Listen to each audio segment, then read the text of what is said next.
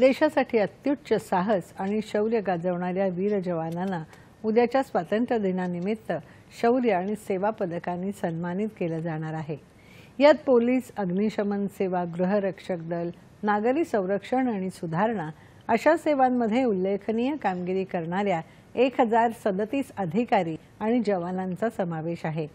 राष्ट्रपती शौर्य पदक तेलंगणा पोलीस विभागातले हेड कॉन्स्टेबल चादुवू यदैया यांना जाहीर झालं आहे। तर 213 जणांना शौर्य पदक, 94 जणांना विशिष्ट सेवेसाठी राष्ट्रपती पदक, तर 729 जणांना उत्कृष्ट सेवेसाठी पदक दिलं जाणार आहे।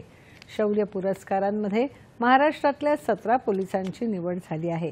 तर विशिष्ट सेवांसाठी दिल्या जाणाऱ्या राष्ट्रपती पोलीस पदकांसाठी निवड झालेल्या अधिकाऱ्यांमध्ये चिरंजीवी प्रसाद, राजेंद्र डहाळे आणि सतीश गोवेकर यांचा समावेश आहे। गुणवत्तापूर्ण कार्यसेवेसाठी महाराष्ट्रातल्या 39 जणांना पोलीस पदक सन्मान जाहीर झाला आहे।